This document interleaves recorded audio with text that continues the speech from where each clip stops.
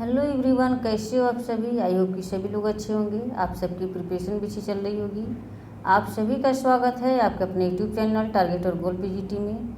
सभी लोग क्लास में जुड़ जाएं। क्लास आपकी स्टार्ट हो चुकी है। सोशली प्रैक्टिस सेट ये है। ये प्रैक्टिस सेट आपके आने वाले exam UGC net, PGT, GIC, assistant professor, socially संबंधित कोई भी एग्जाम हो हर एक के लिए मस्ट है। सब्जेक्ट के रूप में आपका एक सोशलॉजी होना चाहिए, चाहे वो किसी भी स्टेट का हो, हर एक के लिए मस्ट है। सभी लोग एक बार शेयर कर दें क्लास को। टॉपिक वाइज प्रैक्टिस डेली आपकी करवाई जाती है। तो आज का ये टॉपिक रहेगा उत्तर आधुनिक समाजशास्त्री से। आज का ये फर्स्ट क्वेश्चन है, किसने वैश्वीकरण के समाजशास्त्र के पक्ष में तर्क दिया जो राजनैतिक अर्थव्यवस्था और साथ में शक्ति और समानता और संघर्ष को शामिल करता है। किसने वैश्वीकरण के समाजशास्त्र के पक्ष में तर्क दिया जो राजनैतिक अर्थव्यवस्था और साथ में समानता और संघर्ष को शामिल करता है। अर्नेस्ट गेल्स, M Foucault, P Bourdieu, Daniel Bell, Jurgen Habermas. तो इसका राइट आंसर क्या हो जाएंगे, सभी लोग कमेंट करके बताएं। इसका राइट आंसर ऑप्शन सी हो जाएंगे, पी बोर्दियू हो जाएंगे। पी बोर्दियू, इनका जन्म 1930 में होता है। अल्जीरिया, फ्रांस में होता है इनका जन्म। इनकी कुछ अवधारणाएँ हैं, सांस्कृतिक संरचनावाद, सांस्कृतिक पूंजीवाद, सांस्कृतिक पुनरुत्पादन, हैबिटस यानी कि आदत, सामाजिक पुनरुत्पादन, वर्ग संस्कृति, व्यवहार का विज्ञान व आधिपत्य की अवधारणा, सामाजिक खंडात्मक। ये सभी इनकी अवधारणाएँ हैं। सांस्कृतिक संरचनावाद, कल्चरल स्ट्रक्चरेशन, सांस्कृतिक पूंजीवाद, कल्चरल कैपिटल, सांस्कृतिक पुनरुत्पादन, कल्चरल रिप्रोडक्शन, हैबिटस यानी कि आदत, सामाजिक पुनरुत्पादन, सोशल रिप्रोडक्शन, वर्ग संस्कृति, क्लास स्ट्रक्चरल, व्यवहार का विज्ञान व आधिपत्य की अवधारणा, समाज खंडात्मक। ये सभी इनकी अवधारणाएँ हैं। तो सभी लोग इसकी अवश्य रखिएगा याद। यहाँ से अवधारणाएँ से यहाँ पीजीटी में अक्सर क्वेश्चन पूछे जाते हैं। हैबिटस से एक पीजीटी में क्वेश्चन आया हुआ है कि हैबिटस की अवधारणा किसने दी है, किससे संबंधित है। और इन्होंने कहा है कि बाजार की विचारधारा परंपरा को नष्ट करती है। किसने कहा था ये, हाइबरमास ने कहे थे। हैबिटस आदत यानी घातक नहीं है। क्या कहे थे इन्होंने, हैबिटस घातक नहीं है। उत्तर आधुनिकतावाद एक फैशन मात्र है।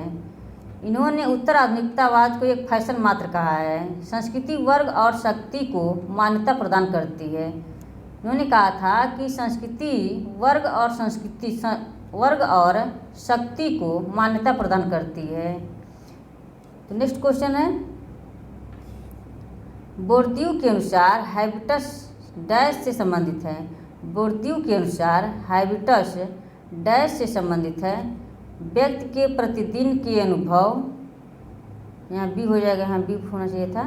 व्यक्ति के ज्ञान के भंडार, सी है व्यक्ति के खेत की संरचना एवं इतिहास, व्यक्ति की वर्ग स्थिति, व्यक्ति की संस्कृति। क्या हो जाएंगे इसके राइट आंसर, सभी लोग कमेंट करके बताएं।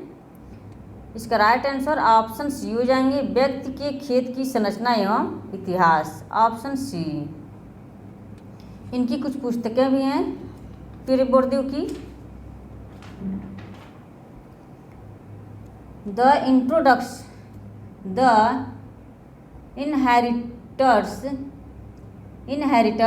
1964 में जो लिखी गई थी। The inheritors, reproduction in education,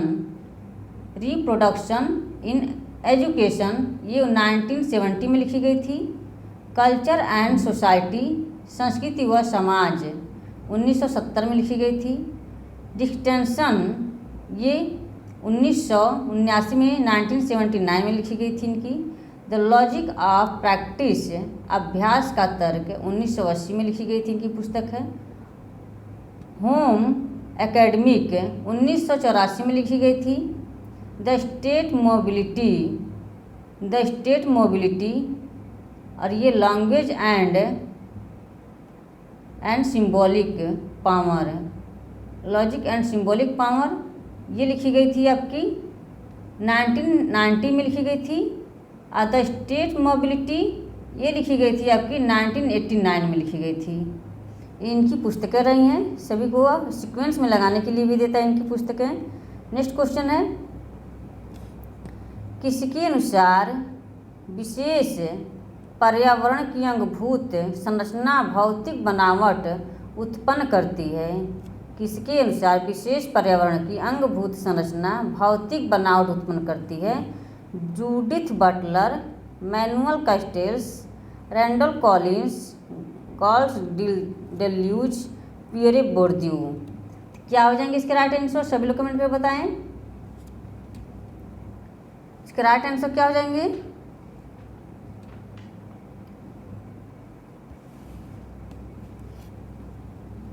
इसका right answer option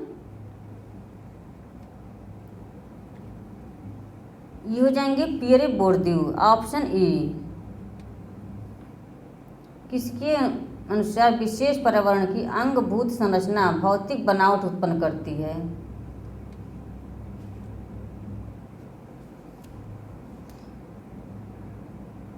next question है, पियरे बोर्दियू का अभ्यास सिद्धांत मुख्य रूप से डैश पर ध्यान केंद्रित करता है?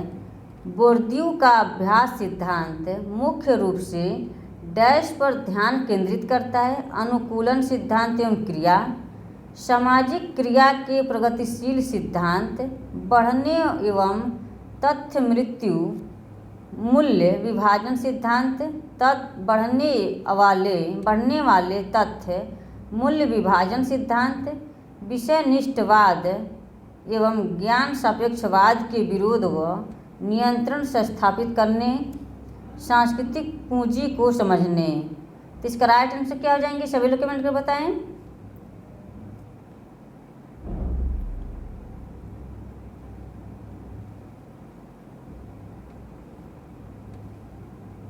ऑप्शन डी हो जाएंगे, विषयनिष्ठवाद एवं ज्ञान सापेक्षवाद के विरोध व नियंत्रण स्थापित करने, ऑप्शन डी हो जाएंगे।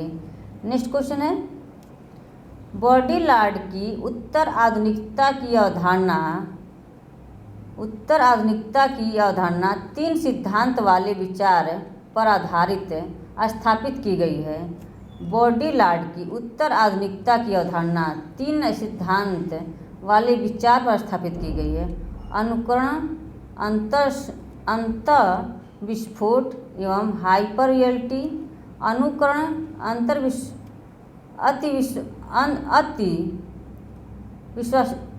अति वास्तविकता एवं भाषण, अति वास्तविकता एवं भाषण। अनुकरण, अति वास्तविकता एवं शक्ति। अनुकरण, अति वास्तविकता एवं विचारधारा। अनुकरण, अति वास्तविकता एवं वंशावली। क्या हो जाएंगे इसके राइट आंसर? ऑप्शन ए हो जाएंगे, अनुकरण, अंतःविस्फोट एवं हाइपर रियलिटी, ऑप्शन ए हो जाएंगे। ये बॉडीलार्ड ये मास मीडिया, इनकी मुख्य रुचि किसमें थी? मास मीडिया संचार व्यवस्था पर। इनका जन्म 1929 में फ्रांस में होता है। ये इमाइल दुर्खीम, एफ सोशोरो और कार्ल मार्क्स से प्रभावित थे। कार्ल मार्क्स से इन्होंने प्रभावित होकर के उपभोक्तावाद की अवधारणा दी थी और इन्होंने एफ सोशोरे जो भाषाई संरचनावादी हैं, एफ सोशोरे ये भाषाई संरचनावादी हैं, इनसे प्रभावित होकर के बॉडीलार्ड ने संकेत व सिमुलेशन की अवधारणा दी थी। और दुर्खिम ने आदिवासियों में उपहार विनिमय की अवधारणा दी थी। इनसे प्रभावित होकर के बॉडीलार्ड ने प्रतीकात्मक विनिमय की अवधारणा दी थी। ये सब याद रखिएगा आप लोग। नेक्स्ट क्वेश्चन है, दी बोर्जिस पब्लिक स्फेयर से किसका कार्य संबंधित है? Bruno Latour, E O. Wilson, Luce Irigaray, Jurgen Habermas, Mary Douglas. इसका राइट आंसर क्या हो जाएंगे? सभी लोग कमेंट करके बताएं।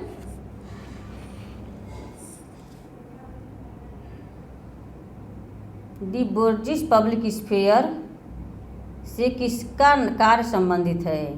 तो ऑप्शन डी हो जाएंगे, जुर्गन हाइबरमास, ये भी जर्मन समाजशास्त्री हैं, इनका भी 1929 में जन्म होता है। नव मार्क्सवादी फ्रैंकफर्ट संप्रदाय स्कूल से संबंध रखते हैं ये, और इनके गुरु रहे थे एडॉर्नो, इनके गुरु रहे थे। उत्तर आधुनिकता के घनघोर विरोधी हैं ये, उत्तर आधुनिकता के ये विरोधी हैं। इनकी रचना है introduction structural information in public sphere, structural transformation in public sphere, जो 1962 में लिखी गई थी। थियरी एंड प्रैक्टिस 1963 में लिखी गई थी ये, और on the logic of social science 1965 में लिखी गई थी। इनकी सारी पुस्तकें हैं ये। इन्होंने 3 अवधारणाएं दी थी: सार्वजनिक क्षेत्र, ज्ञान व विज्ञान की विवेचना, समाज में वैधीकरण का संकट। इन्होंने 3 विशिष्ट अवधारणाएं भी दिए थे। नेक्स्ट क्वेश्चन है, गिडेन्स के संरचनात्मकता सिद्धांत के अनुसार निम्नलिखित में से कौन सही है? गिडेन्स के संरचनात्मकता सिद्धांत के अनुसार निम्नलिखित में से कौन सा सही है?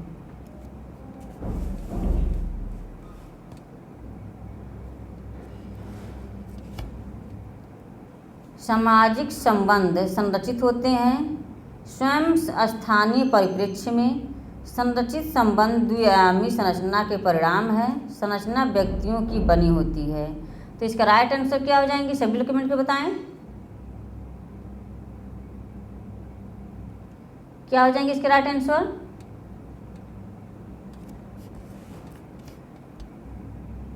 इसका राइट आंसर ऑप्शन डी हो जाएंगे। संरचना व्यक्तियों की बनी होती है, ऑप्शन डी हो जाएंगे यहाँ पे।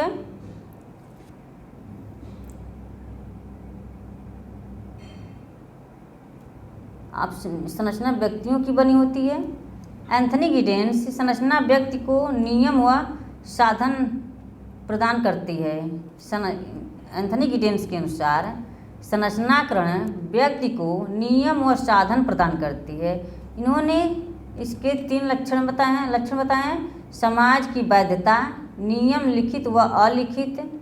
समाज की वैधता में क्या है? नियम लिखित व अलिखित, संबंध पुनर्निर्मित, साधन एवं सुविधा, संरचनात्मक द्वंद्व।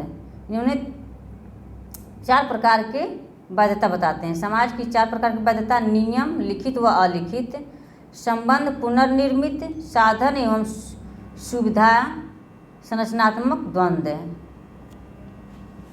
आधुनिकता के 4 आयाम बताते हैं। एंथनी गिडेन्स ने आधुनिकता के 4 आयाम बताते हैं: पूंजीवाद, उद्योगवाद, प्रशासनिक व्यवस्था एवं सैनिक व्यवस्था। नेक्स्ट क्वेश्चन है, हैबरमास ने ज्ञान के कितने प्रकारों का उल्लेख किया है? हैबरमास ने ज्ञान के कितने प्रकारों का उल्लेख किया है? 2, 3, 4 व 5। तो इसका राइट आंसर क्या हो जाएंगे? सभी लोग कमेंट करके बताएं। इसका राइट आंसर ऑप्शन बी हो जाएंगे, 3। इन्होंने 3 प्रकार के ज्ञान का उल्लेख करते हैं। कौन कौन से? आनुभाविक विश्लेषणात्मक, एनालिटिकल नॉलेज, ऐतिहासिक ज्ञान, हिस्टोरिकल नॉलेज, विवेचनात्मक आलोचनात्मक ज्ञान, कैपिटल नॉलेज। तो ये इनकी 3 प्रकार की नॉलेज बताते हैं ये: अनुभविक या विश्लेषणात्मक ज्ञान, ऐतिहासिक ज्ञान एवं विवेचनात्मक एवं आलोचनात्मक ज्ञान। नेक्स्ट क्वेश्चन है, निम्नलिखित में से किसने तर्क दिया है कि संरचनाएं सामाजिक कर्ता से बाह्य वस्तु नहीं होती, प्रत्युत्कर्ताओं द्वारा उसके व्यवहारों से उत्पादित एवं पुनरुत्पादित नियम एवं साधन होती है? निम्नलिखित में से किसने तर्क दिया है कि संरचनाएं सामाजिक कर्ता से बाह्य वस्तु नहीं होती, प्रत्युत कर्ताओं द्वारा उसके व्यवहारों से उत्पादित एवं पुनरुत्पादित नियम एवं साधन होती है। Anthony Giddens, Ralf Dahrendorf, Talcott Parsons, Ralph Linton. क्या हो जाएंगे इसका राइट आंसर? ऑप्शन ए हो जाएंगे Anthony Giddens. Option A Ralf Dahrendorf ये डेरेनडार्फ वर्ग संघर्ष जितना, इन्होंने कहा था वर्ग संघर्ष जितना गहन होगा परिवर्तन उतना ही क्रांतिकारी होगा। किसने कहा था? राल्फ डेरेनडार्फ ने। राल्फ डेरेनडार्फ ने कहा था वर्ग संघर्ष जितना गहन होगा परिवर्तन उतना ही क्रांतिकारी होगा। इनकी पुस्तक है class conflict industrial society. Class conflict in industrial society 1959 में लिखी गई थी। और टालकट पार्सन्स, इनकी पुस्तक है द सोशल एक्शन 1951 में लिखी गई थी। द सोशल एक्शन टालकट पार्सन्स की पुस्तक है। और लिंटन ने संस्कृत के 3 तत्व बताते हैं, सार्वभौमिक, विकासात्मक, विशिष्टात्मक। सार्वभौमिक को यूनिवर्सलिज्म, विकल्पात्मक होता है अल्टरनेटिव, विशिष्टात्मक स्पेसिफिक। नेक्स्ट क्वेश्चन है संरचनाकरण की अवधारणा का आविष्कार किया गया है। संरचनाकरण की अवधारणा का आविष्कार किया गया है जॉर्ज गुरबिच द्वारा, रॉबर्ट एफ विल्सन द्वारा, गुन्नार म्यूडल द्वारा, एंथनी गिडेंस द्वारा। तो इसका राइट आंसर क्या हो जाएंगे? सभी लोग कमेंट करके बताएं।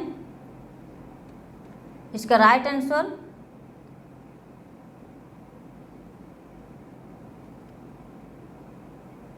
ऑप्शन डी हो जाएंगे एंथनी गिडेंस। संरचनाकरण की अवधारणा एंथनी गिडेंस ने अपनी किस पुस्तक में लिखी थी? The constitution of society.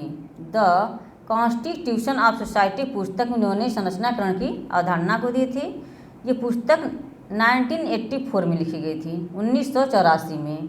The constitution of society.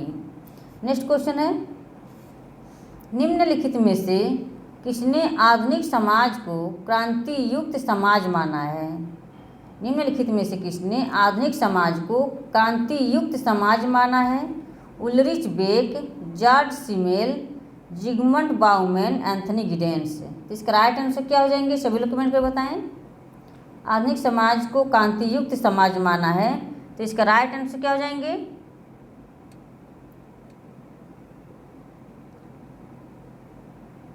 इसका राइट आंसर ऑप्शन डी हो जाएंगे एंथनी गिडेंस।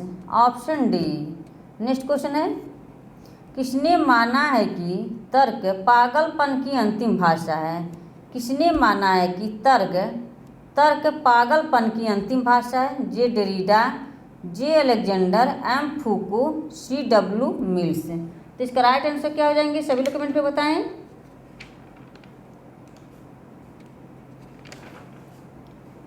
इसका right answer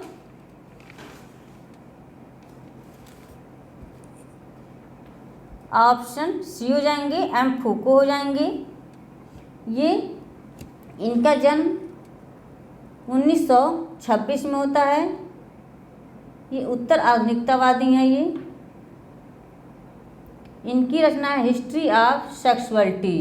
history of sexuality जो ये फर्स्ट वॉल्यूम लिखी गई थी 1976 में। द यूज ऑफ प्लीजर ये 2 वॉल्यूम लिखी गई थी इनकी पुस्तक है। इनकी डेट नहीं पता है। द यूज ऑफ प्लीजर और द केयर ऑफ सेल्फ, ये 3 वॉल्यूम लिखी गई थी। The care of self, the use of pleaser, history of sexuality. Most important पुस्तक है ये। डिसिप्लिन एंड पनिश, ये 1975 में लिखी गई थी। नेक्स्ट क्वेश्चन है किन्हें संरचनावाद का सर्वाधिक प्रखर मार्क्सवादी कहा जाता है? किन्हें संरचनावाद का सर्वाधिक प्रखर मार्क्सवादी कहा जाता है? सी लेवी स्ट्रास, एल अल्थ्यूजर, जे डेरिडा, ए गिडेंस। तो इसका राइट आंसर क्या हो जाएंगे? सभी लोग कमेंट करके बताएं। इसका राइट आंसर ऑप्शन बी हो जाएंगे, अल्थ्यूजर हो जाएंगे। नेक्स्ट क्वेश्चन है कौन मानते हैं सभी परिचय, प्रस्तुति, भविष्यवाणी इत्यादि अपने से बाहर कुछ चीज़ों पर निर्भर है? कौन मानते हैं सभी परिचय, प्रस्तुति, भविष्यवाणी इत्यादि अपने से बाहर कुछ चीज़ों पर निर्भर है? हैबरमास, एंथनी गिडेंस, एम फूको, जे डेरिडा। तो इसका राइट आंसर क्या हो जाएंगे? सभी लोग कमेंट करके बताएं। इसका राइट आंसर कौन मानते हैं कि सभी परिचय, प्रस्तुति,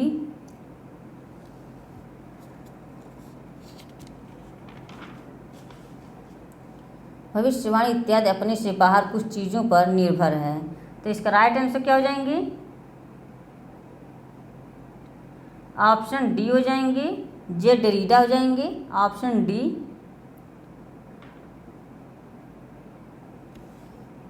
नेक्स्ट क्वेश्चन है, निम्नलिखित में से कौन उत्तर आधुनिक विचारक नहीं है? निम्नलिखित में से कौन उत्तर आधुनिक विचारक नहीं है? जे अलेक्जेंडर, जे डेरिडा, जेमेसन, जे एफ लेटार्ड। तो इसका राइट आंसर क्या हो जाएंगे? सभी लोग कमेंट कर बताएं। ऑप्शन ए हो जाएंगे, जे अलेक्जेंडर। इनकी पुस्तक है न्यू फंक्शनलिज्म। न्यू फंक्शनलिज्म 1985 में लिखी गई थी। इसकी पुस्तक है जे अलेक्जेंडर की, न्यू फंक्शनलिज्म। नेक्स्ट क्वेश्चन है, विखंडन की अवधारणा किससे संबंधित है? विखंडन की अवधारणा किससे संबंधित है? कार्ल मार्क्स, जे डेरिडा, एम फूको, ए जेफरी।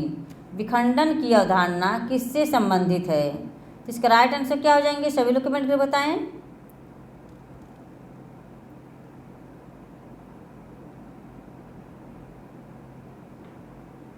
ऑप्शन बी हो जाएंगे, जे डेरिडा, ऑप्शन बी।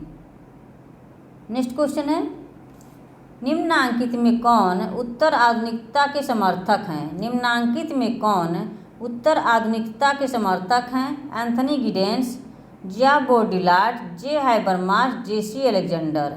तो इसका राइट आंसर क्या हो जाएंगे? सभी लोग कमेंट करके बताएं।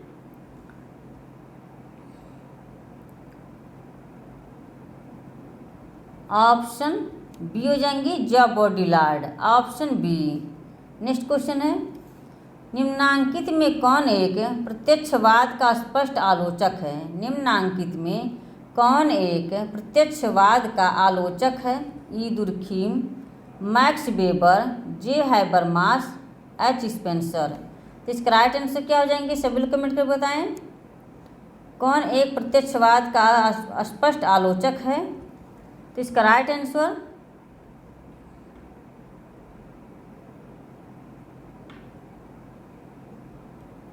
सभी लोग कमेंट कर बताएं। ऑप्शन सी हो जाएंगे, J Habermas, option C. Next question है, फ्रेंड्स एक बार सभी लोग शेयर कर दें क्लास को। क्लास से पहली बार जुड़े हैं प्लीज़ चैनल को सब्सक्राइब कर लें। सभी लोग एक बार शेयर कर दें क्लास को। निम्नलिखित में से किसने ज्ञान के पदक्रम का पक्ष नहीं लिया है? यहाँ नहीं लिया है पूछा है। निम्नलिखित में से किसने ज्ञान के पदक्रम का पक्ष नहीं लिया है? E Durkheim, A Comte, M Weber, M Foucault. इसका राइट आंसर क्या हो जाएंगे? सभी लोग कमेंट कर बताएं। ज्ञान के पदक्रम का ऑप्शन डी हो जाएंगे, फूको। नेक्स्ट क्वेश्चन है, सांस्कृतिक संरचनावाद के सिद्धांत के प्रतिपादक हैं? सांस्कृतिक संरचनावाद के सिद्धांत के प्रतिपादक हैं गिडेंस, बोर्दियू, मैकाइबर एवं पियर्सन। तो इसका राइट आंसर क्या हो जाएंगे? सभी लोग कमेंट कर बताएं। इनकी अवधारणा अभी हम पहले की सेकंड क्वेश्चन में हम बताए हैं उसका। तो बताइए, सांस्कृतिक संरचनावाद के सिद्धांत के प्रतिपादक हैं। तो इसका राइट आंसर क्या हो जाएंगे? ऑप्शन बी हो जाएंगे, बोर्दियू हो जाएंगे। तो फ्रेंड्स आज के सेशन यहीं पे समाप्त होता है। आई होप कि क्लास पसंद आई हो। क्लास को ज़्यादा से ज़्यादा शेयर कर दें, आप सभी से रिक्वेस्ट है। और क्लास कैसी लगी कमेंट बॉक्स में कमेंट करके अवश्य बताया करें। Okay, bye bye, thanks for watching, take care. इसी तरह आप अपने लक्ष्य की तरफ आगे बढ़ते रहें, हंसते रहें, मुस्कुराते रहें, स्वस्थ रहें, मस्त रहें और जल्द से जल्द आप लोग अपनी मंजिल को पा सकें। आप सभी को मेरी यही कामनाएं हैं। Okay, bye bye, take care.